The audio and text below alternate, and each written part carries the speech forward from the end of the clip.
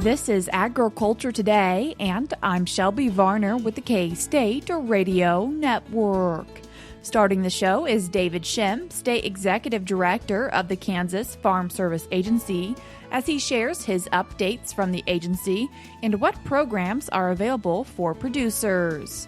K-State Extension agronomist Logan Simon keeps the show moving as he previews the Water Smart Management for a Resilient Future educational meetings happening in Southwest Kansas.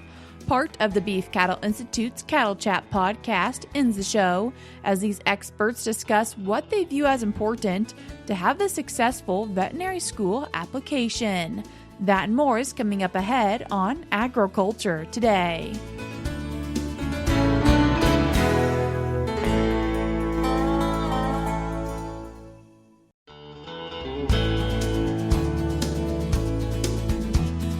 You're tuned in to Agriculture Today, and we start our Wednesday show with an update from the Kansas Farm Service Agency. And today, we're joined by State Executive Director of the Kansas Farm Service Agency, David Schemm. David, thanks for joining us today. My pleasure. Thank you, Shelby. And wanting to get an update today from the State Executive Director and in your position. And one thing we've talked a little bit in the past, login.gov, and how is that going? So a big focus of ours, especially as we relate to the current sign up with the Farmer Bridge assistance payments that I know a lot of producers have already started receiving their inbox, but definitely been promoting those producers who have a Farmers.gov account to go into Farmers.gov. There's a link in there that also gets them the login.gov. Both of those things are kind of critical for them to access their records with FSA, and basically that one spot, one file for producers to be able to see, not just FSA, but we're also talking about NRCS, RMA, all of those documents there. Some of our producers and people out there may realize that with Social Security or various things like that, they've already had a login.gov here. Those producers, I definitely encourage them to use the farmers.gov to help link that FSA data over with their login.gov. But basically, this is new technology to be able to assist producers, also assist our offices out there and helping our producers out there on that. And I've talked to some producers here that, we've kind of helped walk them through that process of getting signed up. Again, encourage producers that have questions, go into the county office, talk to them. There's some things there that we've had some trial runs and making sure that we're getting everything done that our offices can help those producers out with. I talked to one producer, Shelby. They had access with farmers.gov, login.gov, and it only took them 2 clicks to sign up for the Farmer Bridge Assistance Program. And so talk about streamlining. It allowed them to quickly get their application in. And then as the national office receives those applications in, they that way know they're among that first batch as that gets processed and those payments sent out. So just a great way for our producers to be able to get in there and help themselves. As always, Shelby, they have questions, they need help. Go into that county office, and our employees will love to engage with them. And is the Farmer Bridge Assistance, are you seeing it utilized in Kansas pretty well? Absolutely. Right now with the Farmer Bridge Assistance, we've already taken on 20,000 applications have been filed with us. And what I'm excited about there, and I know our office has been really helpful, is that we have already had almost 30% of those applications filed electronically. My oldest son is on the farm there, and technology has invaded all of our farms out there, whether it's, auto steer, GPS, or whatever you want to name, drones, various things like that producers are engaging. So, this is just one more way that as we look at it from our perspective and trying to make sure that we're doing due diligence and we're efficient with what the taxpayer dollars and what we're supposed to be doing, that we can be as efficient as possible in delivering to our producers. We're there to help and help and make it easier for them as well. And a little while back, we talked about that state committee being put together. And did you recently all get together and have an in-person meeting? Our 5-member state committee comprises Dan Atkinson, Kathy Claiborne, Craig Froschner, Tyler Hands, and Clayton Janicki. We had them in the state office here this last week, and just great to have those leaders here, those ag leaders in our state on our committee here, helping to give direction with our state committee. Obviously, they're still learning a lot, and it was great to have them here and be able to take on that role. We tried to be as efficient with our time as well with them, because obviously they're producers as well out there working with their livestock and with their farm there. But no matter how hard we could do it, we still could only get it compressed down into 2 full days. So one of them made the comment the second day that he says, well, we decided to come back the second day after you scared us the first day. And I said, I'm glad to have you back here. And honestly, even from their perspective, eyes open into the critical nature and need we have for a state committee to make sure that we're doing a good job delivering those programs to producers. And David, as a producer yourself, when you see those other 5 producers come in who are serving on your state committee, what is it like seeing them serve in that role and learn how to help serve other producers in the state? It's the aspect of you see these producers and truly their heart, their attitude, the approach that they have there is they take their duty very seriously there and wanting to make sure that we're doing the correct job and the best job we can and delivering those programs to our producers effectively, getting them signed up there, making those decisions there. It's I think from their perspective, it's a little bit like how would I describe the clock that you see on the wall there? And for many times, from a producer perspective, when we look at that clock up there and we merely read what time of the day is, but when you take that clock off the wall and you look behind it, you see the multitude of gears and complexity that's occurring with that clock to make sure that we simply on the outside can read the time. And I would liken that just a little bit from a producer perspective is that we see the program, we sign up, and we see what happens from our perspective. But when you actually step around to the other side of that clock, you understand that there's a lot of gears and mechanisms that takes place there, things that have to happen for us to fulfill requirements and according to policy and federal regs. Very much that perspective from our state committee is that there is a whole nother world out there and things that we have to make sure that we do to allow those county offices to deliver those programs. And thinking of programs, is there one that has recently started another sign up? Again, we're always busy and we're glad to be busy here at FSA. The things that we get done just amazes me by the outstanding employees we have across the state. Opportunity to be able to recognize them. One of the recent things that we have, I have started with our employees out there. In fact, this will be the first month that we're going to be doing it. We're going to be recognizing employees with the SED Coin of Excellence there. But the program that we've kind of started off right now, and I know it impacts a lot of our producers out there. It's, hailed as one of the greatest conservation programs out there. And of course, I'm referencing CRP, our Conservation Reserve Program there. So the sign up for this year has been announced there. From a national perspective, we have right around 1.5 million acres expiring that's currently enrolled in CRP. Congress has delegated a cap, as in the maximum number of CRP acres that we can enroll in underneath that cap, and that's at 1.9 million acres.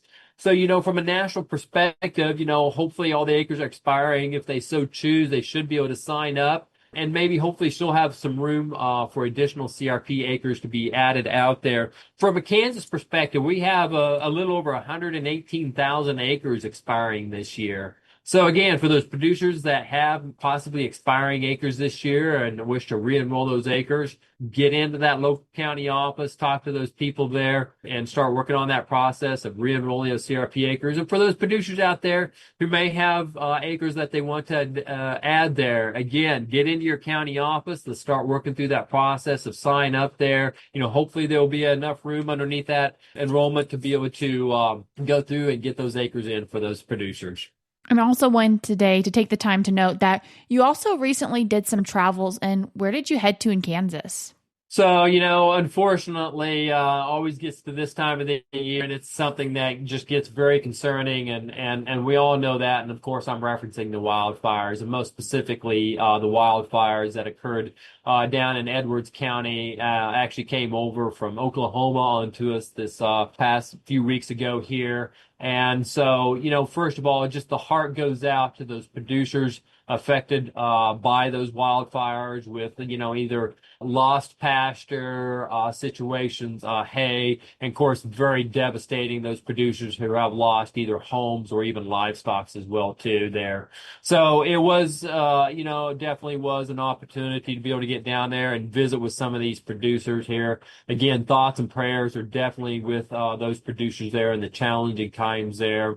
One of the things that, your heart really breaks for those producers affected by these wildfires there, and the opportunity to talk with, engage with them. And one thing, the message that I want to make sure, and all of our staff, I had several of our staff join us as we went down there and were able to visit with some of these producers there, is that truly our agency, our offices in that area affected by it are there to serve those producers. We're wanting to make sure that we give them truly that white glove treatment that they honestly really deserve, and making sure that we're walking in through them, helping communicate to them the programs that are available for them, the options that they have, steps that they need to do so that they can receive those possible benefits, cost share, various things like that, as they start to try to work to not only rebuild fence, but, honestly, rebuild livestock and rebuild lives that have actually been devastated by the losses they've incurred. So it's always heartbreaking to take that.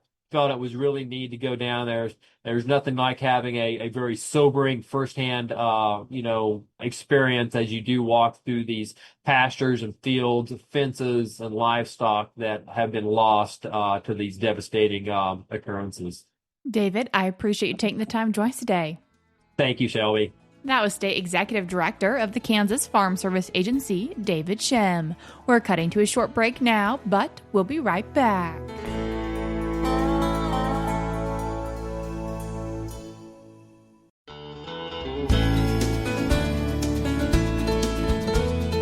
You're tuned in to Agriculture Today, and we continue our show discussing some upcoming water smart management for a resilient future meetings. And then to talk about them, we're joined by K-State Extension agronomist Logan Simon. Logan, thanks for joining us today. Thank you so much for having me on today, Shelby. Logan, what are the purpose of these meetings? Yeah, so the Water Smart Management for a Resilient Future meetings really came out of a lot of discussions that are happening and have been and continue to happen down here in Southwest Kansas around managing our limited water resources to ensure economic vitality, community vitality as we look forward to the future of Southwest Kansas. And as we see new policies coming down the line regarding irrigation management and things coming down for our producers in the Southwest, we really wanted to bring these meetings to the people to talk about what all K-State has to offer for support as we look to manage our water for the future ahead of us. And quite a few different topics taking place when we're thinking about water management. Check-in starting at 9:30 and a welcome at 10, but you actually kick us off at 10:05, Logan.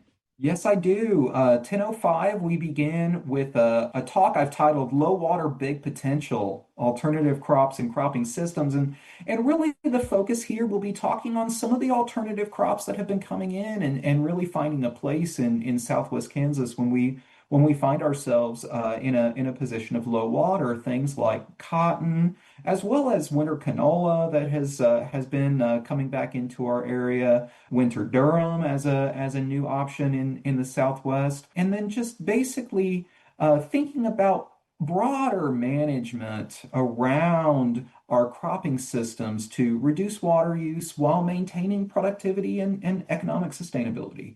And Logan, you mentioned those alternative crops, and is that something you've been doing a lot of research and work in to hopefully help our producers? Absolutely. Alternative crops has been a really big part of my program, especially when it comes to the role that cotton can play in Southwest Kansas.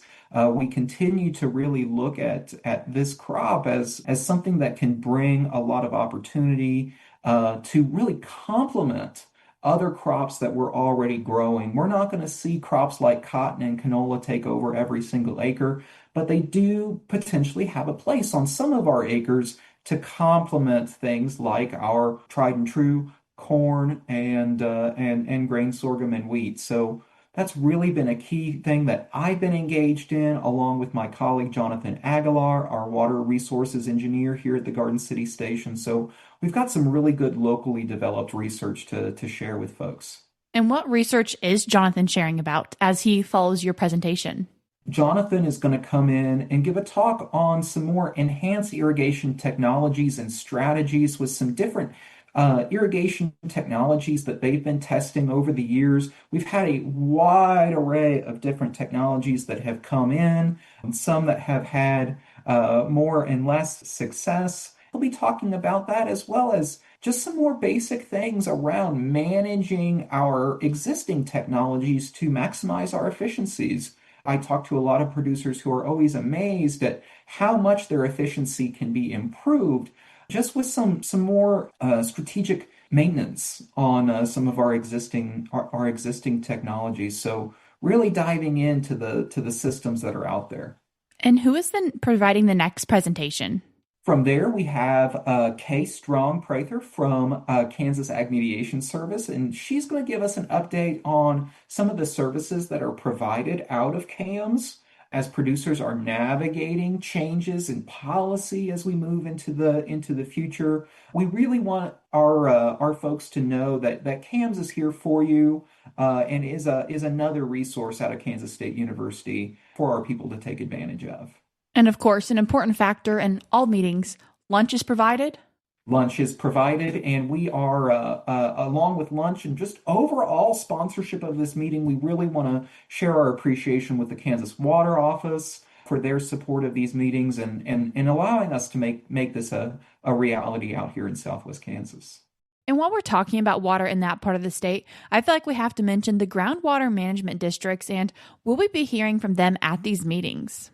Right after lunch, we will go back in with an update from Groundwater Management Districts 3 and 5. These meetings are going to be held in 3 different locations across the Southwest: Hugoton, St. John, and Garden City. So we will be hearing an update from our manager at GMD 3 in Hugoton and Garden City, as well as our manager over in GMD 5 for the meeting in St. John. So getting to hear a little bit from their side, and as that all ties in with this broader program. And the next topic, maybe not super water focused, but really important for producers.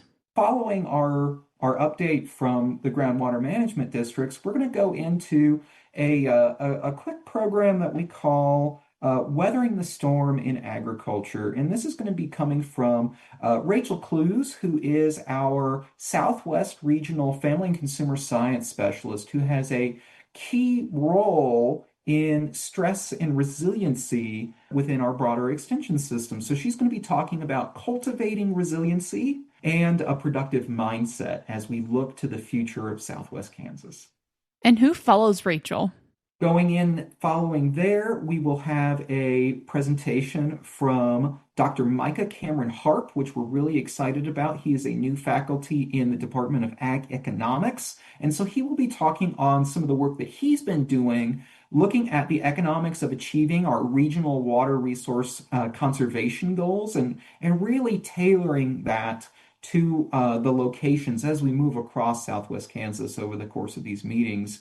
And then we'll wrap up with our final talk and update on TAPS, which is Testing Ag Performance Solutions. That is a new program. They just wrapped up their second year in Kansas. And so we'll be hearing from Research Associate Renee Tuttle on everything that we've been learning from TAPS at their sites in Garden City and Colby over these last couple of years, and opportunities certainly for 2026 and participation for interested parties. Who do you recommend take the time to attend?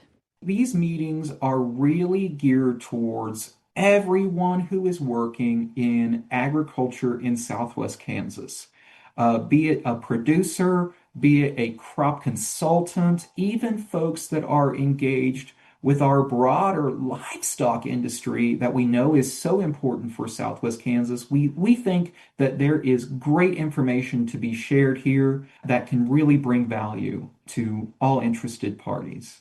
For people who do attend, what message do you hope they leave with? I firmly believe that our future is bright. I choose to see so much opportunity. Will agriculture in Southwest Kansas look the same in 20, 30 years? Probably not, but in many ways, the agriculture of Southwest Kansas today looks very different from the agriculture of 20 to 30 years ago. So I hope that producers and everyone that comes to these meetings will leave with a sense of confidence about what the future holds. We will be resilient into the future because we have the tools available for us to achieve it. We've got so much potential, and the future can seem bleak at times, but we want our people to leave this meeting feeling a greater sense of security and optimism. Will there be time for discussion, questions, and answers throughout this day? All throughout the day. This will be a meeting in which we really hope that all participants feel that they can ask questions and have those discussions with all of the specialists that we're bringing out from Kansas State University, all looking to support our folks in Southwest Kansas. So come with questions, come with a desire for discussion, and we really hope that these will be very productive days for us. Can you remind us when and where these are taking place?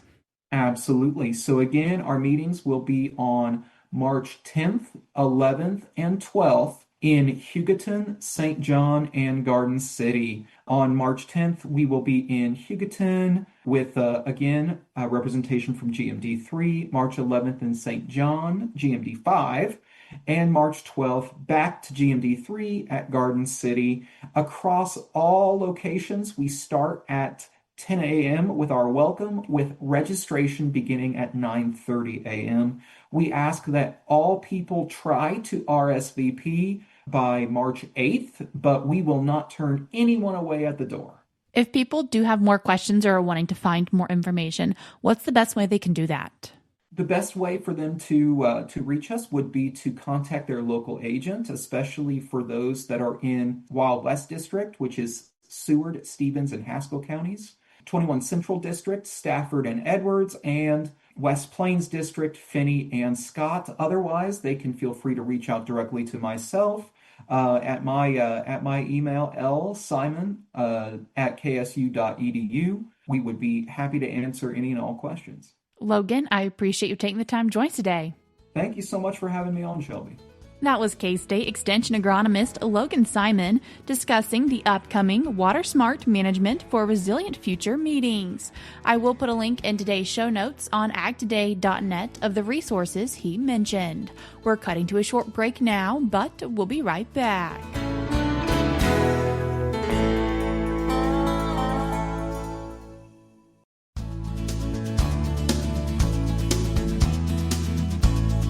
You're tuned in to Agriculture Today, and we conclude our Wednesday show with part of the Beef Cattle Institute's Cattle Chat podcast with Brad White, Dustin Pendle, Bob Larson, and Scott Fritz.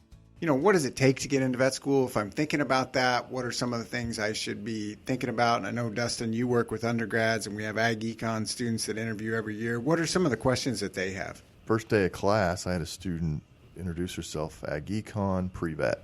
Mm-hmm. And then she came into my office the next day and wanted to talk about research ideas and things like that. And so, you know, we were talking about, I said, this is just as an economist who, you know, I go over to vet school every once in a while, weekly, and I listen. It's like I give you my own personal advice, and it's like everybody's got good grades. They probably get into vet school, so you're not unique. I said everybody's probably worked at a vet clinic or shadowed. So you're not unique. So differentiate yourself. I said, such as research, which she said she's actually does some research over here with a couple different labs. I said, well, okay, that's research. You're setting yourself apart. Maybe do some Ag Econ research is what she wanted to talk to me about.